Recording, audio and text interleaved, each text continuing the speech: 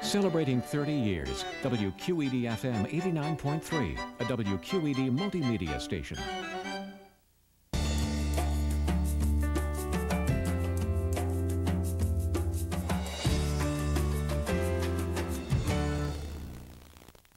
Hello, I'm Jim Cunningham from WQED-FM 89.3, and tonight we're taking you to Europe. In April 2003, the Pittsburgh Symphony Orchestra spent 2 weeks touring Spain, Austria, the Netherlands, and England. Mariss, Jansons, and the Symphony served as musical ambassadors, exporting Pittsburgh to an appreciative international audience. I was asked to accompany the symphony, and I took a video camera so that I could cover the tour for On Cue. And now, WQED Multimedia is proud to present the Pittsburgh Symphony Orchestra's European Tour. Enjoy!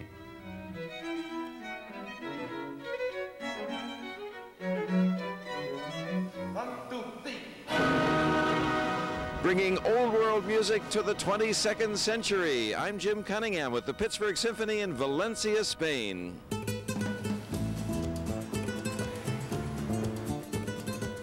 The Mellon Financial European Tour 2003 began on the Mediterranean in Valencia. After 20 hours of round-the-clock traveling, the orchestra settled down for their first rehearsal in the Palau de la Música in Valencia. After rehearsal, the musicians went hunting for souvenirs in Old Valencia, where you can buy shaving brushes, castanets, fans suitable for your next bullfight, or a shawl for your señorita. Spanish leather makes for great shoes, which caught the eye of Principal Bassoon Nancy Goeres and Principal Clarinet Michael Rusinek. We are in Valencia, the wonderful country of Spain, where one must always notice the shoes that the women are wearing. So, yesterday I found the perfect pair of Spanish shoes. So, here they are. Pretty, huh? Now let me just explain one thing. Nancy is like a homing pigeon. In Pittsburgh, she can't find Boulevard of the Allies. Fort Pitt Tunnel has no idea. But you drop her anywhere in Spain, and she will be able to find a pair of shoes like that instantly. It was really quite remarkable. If you look in the background here, you can see the concert hall where we're going to play our concert tonight. And it's a beautiful hall, beautiful facility, beautiful day, and we're having a good time. We're looking forward to the concert tonight. When in Spain, lunch includes jambon, Spanish ham, proudly displayed with the hoof still attached. Violinist Claudia Mahav discussed the menu with the manager and learned that the Spanish pig enjoys a special diet of acorns. They're both pigs, and this is aged. This one is not aged, and they only feed them this dried fruit. But it is ham, Claudia? It is ham, and this is called cerdo negro, like black pig, just because it's dried in a different way. So that's it, bye. Double bassist Jim Krummenacher began touring with the Pittsburgh Symphony by bus in 1956. Jim joined a group of musicians who took in the Museo Bellas Artes in Valencia with sculpture and paintings from Spanish artists. Wonderful, wonderful Spanish artists that we'd never heard of. You know, we have Murillo and the ones we know in Madrid, but these artists were very, very marvelous, and we hadn't heard of them, so it was good to see them. Some of the sculpture is outside the museum, just off the Plaza of the Virgin, with its fountain and pigeons next to the Valencia Cathedral. The mimes, we see street musicians and mimes, and they have quite a bit of originality. And this lady, we never saw her blink her eyes in 5 minutes, and she was all dressed in silver, silver makeup, really like a statue. And when you toss her a coin, she would make a very a great bow with a great flourish, and then go back to her solemn stance. And we were walking in the aquarium. Principal English horn Harold Smolier brought his daughter Laurel on this tour. They visited the just-opened City of Arts and Sciences, designed by Valencia-born architect Santiago Calatrava. an opera house under construction, and the largest aquarium in Europe. Gardens and Science Center where Alfred Einstein entertained tourists and students. Harold and Laurel also visited the Old City in Valencia, where we saw the cathedral. Its claim to fame is that it has the Holy Grail. Supposedly. Supposedly. As the guidebook says, at least it's a very old cup. Whether or not it's the Holy Grail, I would go with that too. The Pittsburgh Symphony's opening concert brought bravos from a full house of Spanish music lovers at the Palo de la Musica. Early the next morning, Spanair took the orchestra inland to Madrid. Minutes after arrival, horn Robert Lauver was rehearsing in the Melilla Castilla Hotel. The neighbors were not happy. I request corner rooms, playing a loud instrument, and sometimes it works out that I get a corner room, and I feel a little less self-conscious about disturbing the neighbors when I start to practice. But this time, I'm in a corner room, and 5 minutes into my warm-up, I get a phone call from some nice lady who had just had a red-eye flight and needed some sleep. So I'm now trying to get away with practicing with a practice mute in, which considerably softens the sound of the instrument.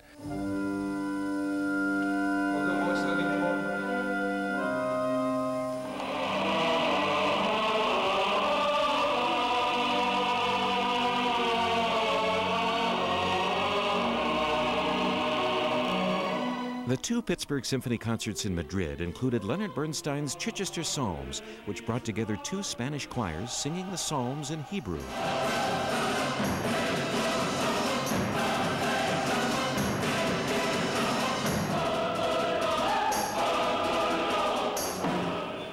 Choir director Jordi Casas had never prepared the Bernstein before, but he loves the jazzy American Bernstein rhythm.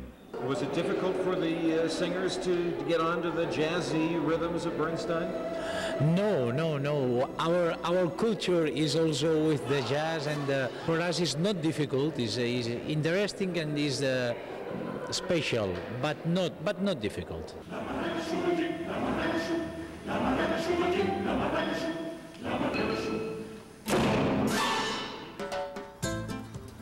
Lunchtime in Madrid includes a stop for ice cream.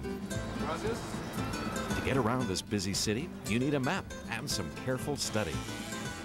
It's always exciting being on tour, but by the same token, it's sort of been business as usual, which is actually good news. And plenty of sunshine. Sunshine and cars. Bumper-to-bumper traffic jams with blaring horns last past 10 at night in Madrid. The city never sleeps, with concerts starting at 10:30. Backstage, the musicians warm up for the concert.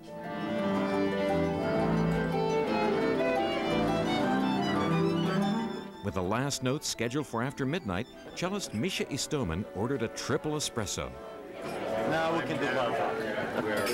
Cafe solo 3 times. It will be a cafe trio.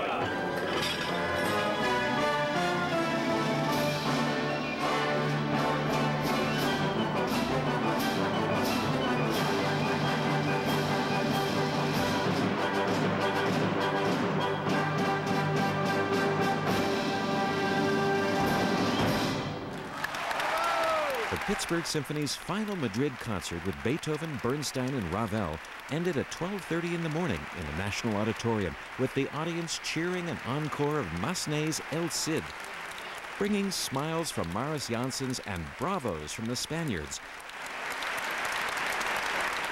I'm Jim Cunningham for On Cue with the Pittsburgh Symphony and Mariss Jansons in Madrid, Spain.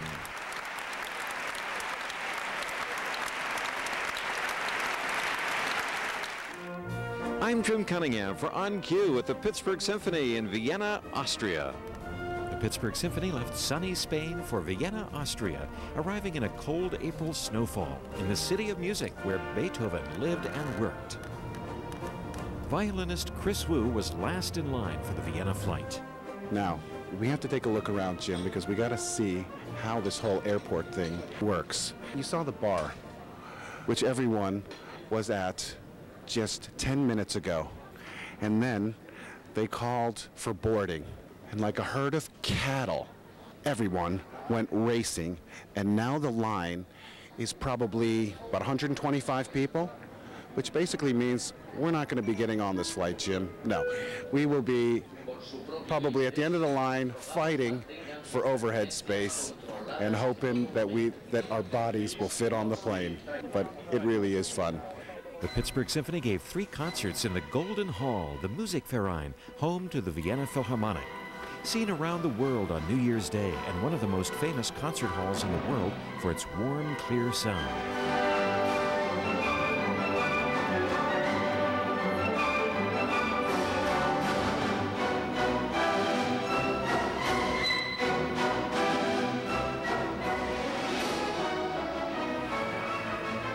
Do you have a message for your fans back in Pittsburgh?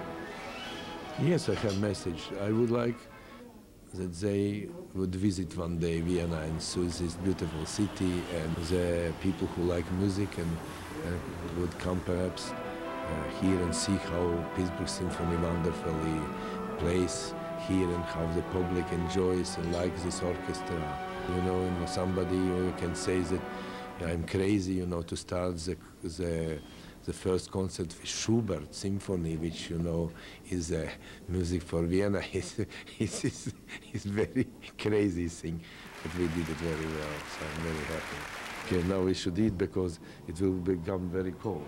The Pittsburgh Symphony has made 3 previous visits to Vienna. The General Secretary of the Musikverein, Dr. Thomas McGuinn, was delighted to bring the Pittsburgh back with Mariss Jansons. And we have Brahms manuscripts, but we have also the famous Eroica, which is played these days with Pittsburgh Symphony. The manuscript of the Eroica, where Beethoven rubbed out the dedication to Napoleon, lies here in the 3rd floor, including other manuscripts by Schubert, by Mahler, by Webern, by the major artists and composers of the world, up to today's composers.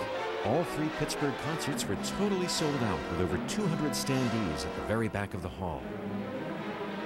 Many music lovers brought their scores and followed along with great concentration.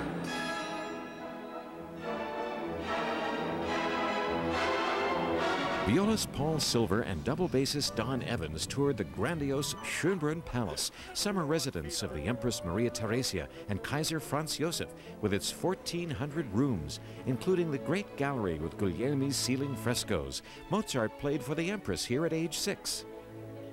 Don and Paul enjoyed the pastry at the Café Gloriette at the Colonnade after a long hike up the hill from the palace.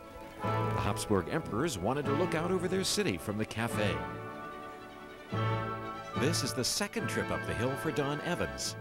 What knocked me out was climbing up this hill. I was here in 1977 with the Pittsburgh Youth Symphony, and it seemed a lot easier to get up here than it was this time. That night's concert brought 2 encores, including native son Johann Strauss and his Long Live Hungary polka. After the encores, Owen Cantor and his daughter Laura were among the fans. I thought the concert was fabulous. This is a great city and a great hall, and everything is great here except that people smoke a lot. Other than that, I think it's okay. I thought it was very enjoyable and intense, and it was a great experience to be in Europe and hear them play. Vienna is a city for walking, with pedestrian-friendly boulevards hosting musicians. Cellist David Premo took a stroll through the Stadtpark with its gold statue of Johann Strauss inspiring some air violin.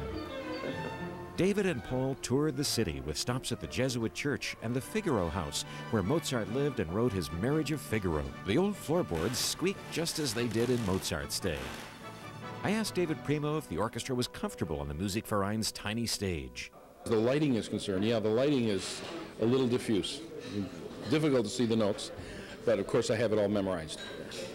Now, what did you think of the Jesuit church we just saw? That was just spectacular. I've got a postcard of the pews that had inlay in them, and the marble columns were not just straight, they were curved all the way up. It was really spectacular in every part of it. Members of the Pittsburgh Symphony spent their evening off playing a concert at Boesendorfer Hall as part of the Viennese piano maker's 175th anniversary. Christian Höfel is the Director of Sales and Marketing for Boesendorfer. Who are the great artists that play the Boesendorfer? We're very proud to have people like Andres Schiff or Andrei Previn. We actually just sold a piano to Billy Joel. Have you had a chance to hear the Pittsburgh Symphony yet? Have you been to the Musikverein? I've been at the Musikverein, but I've heard them before as well. It's one of the famous orchestras, and Vienna is smart enough to invite them over again. Bass clarinet Richard Page is the founder of the Pittsburgh Chamber Music Project. We're really fortunate that we have so many supportive colleagues and so many supportive symphony patrons who help us do these things. To say that we had a great time here is an understatement. The Boesendorfer people have been so gracious and kind to us. To participate in their 175th birthday is a great honor for us. We feel really very fortunate to have been able to do this. I really enjoyed the performance tonight, and playing with all these great colleagues was just a great experience, and I think the concert was very well received, and everything was just wonderful. Wunderbar. The Pittsburgh was back at the Musikverein for the third and final concert. It was a family affair for bassoonist Philip Pandolfi, joined on this tour by Father Roland Pandolfi. Roland has just retired as principal horn in St. Louis. People talk about the sound of this hall being the best of any in the world. What's so great about the sound here? I always thought that if you couldn't make a good sound in this hall, you probably should sell your instrument. I mean, the hall really does help. Anton Bruckner's 7th Symphony brought the Pittsburgh Symphony's 3 concerts in Vienna to a close. Bruckner once sat in this hall to hear his music. The grandson of composer Richard Strauss was in the audience for the Bruckner. It was a wonderful concert, and I know Mariss since years, and he played a lot of works of my grandfather, Richard Strauss, and we are really friends, and I'm always happy to hear him, because he is, in my opinion, one of the best conductors of our time, and I'm always very glad to see him and to hear him, and this evening was a special one. Sweet success in Vienna called for one more Apfelstrudel with whipped cream. Let me try it. We'll see. Making good sounds. This sounds good, sounds promising, sounds like he's enjoying it. Wow, wunderschön. Ausgezeichnet. Ganz gut. The next morning early, it was on to Amsterdam and London for the last 2 concerts of the tour.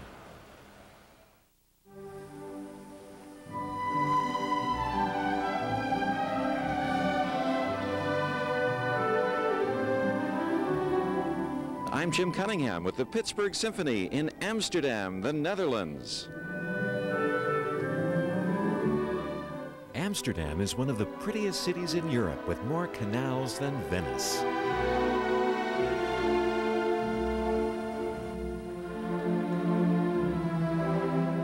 Amsterdam has thousands of buildings dating back to the 16th century.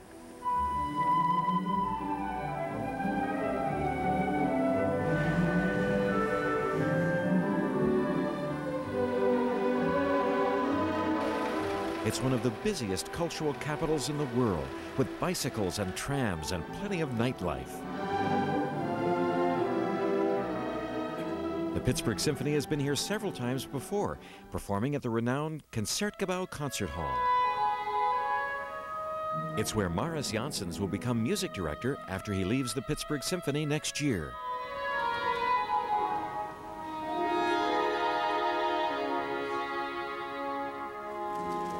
Among the city's other popular attractions, the Anne Frank Museum. Orchestra members went there shortly after arriving.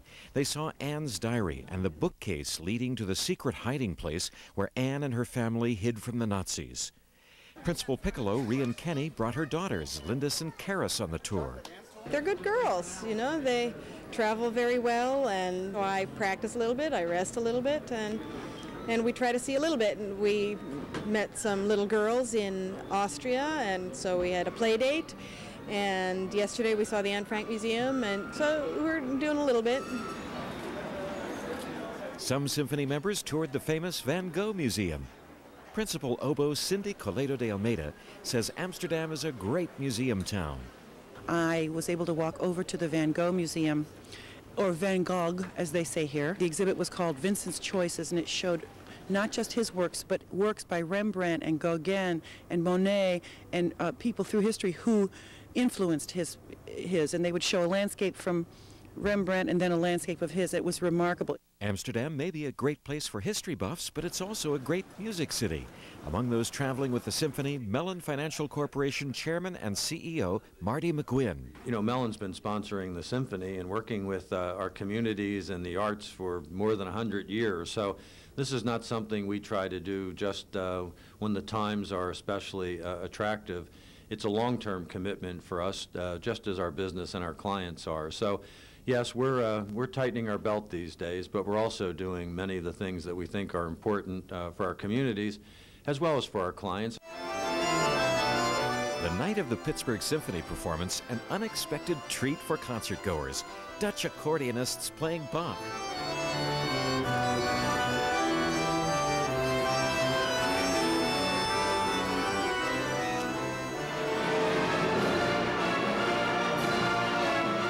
But it was the Pittsburgh Symphony's Schubert and Shostakovich Lady Macbeth encore that brought the audience to their feet.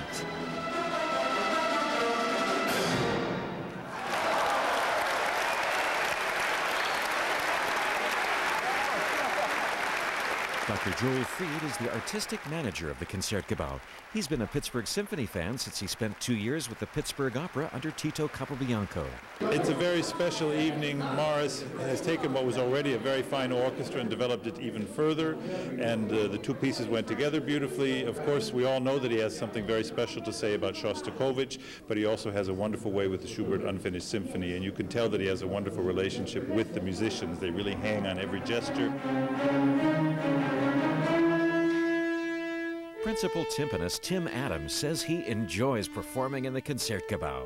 The Concertgebouw is such a larger space, larger stage. The orchestra is more spread out. I think we had to work harder playing Concertgebouw after having played 3 concerts in Musikverein, which almost felt like home after one dress rehearsal. So they're both very different. Musikverein is intimate, and Concertgebouw seems a little more vast. Oh, I love playing in the Concertgebouw, and great audience, great hall, great acoustic, great tradition, great ambiance and atmosphere to play in, and it's just always a pleasure to play there, and acoustically it's memorable.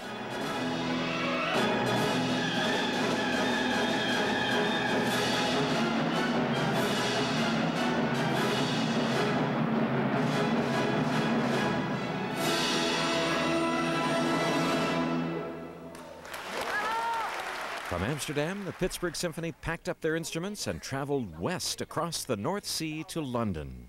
In a few minutes, we'll be showing you a video highlighting the safety information on board this Airbus. In London, they played the Barbican Hall for the grand finale of their European tour. Barbican Centre is the home of the London Symphony Orchestra and the Royal Shakespeare Company. Mariss Jansons is a favorite in this town.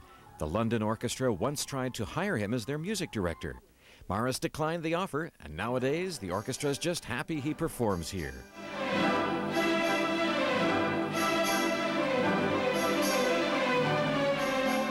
The Pittsburgh Symphony performed one concert with an encore of Massenet's ballet music for El Cid.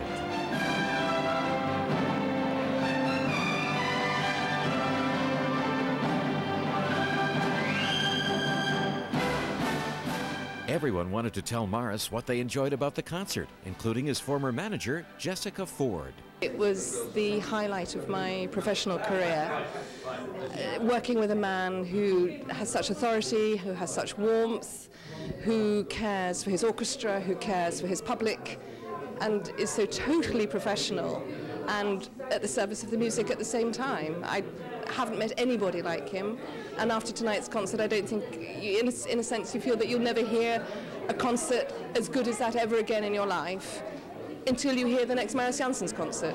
Well, it was really outstanding. I mean, it's exactly what we've come to expect of Mariss here, and the orchestra played fantastically. The Shostakovich particularly was so incredibly powerful and wonderfully controlled and overpowering emotionally, I think. And the orchestra plays really brilliantly. For Pittsburgh Symphony Managing Director Gideon Toeplitz, the end of the 2003 European tour was bittersweet. My last tour, my last concerts of my last tour, I have seen this orchestra grow from being a good orchestra to being a great orchestra. And they are now a real superb orchestra in any standard, in any place. And I just hope that everybody in Pittsburgh continues to appreciate it. Because this is a treasure that should continue to be a treasure.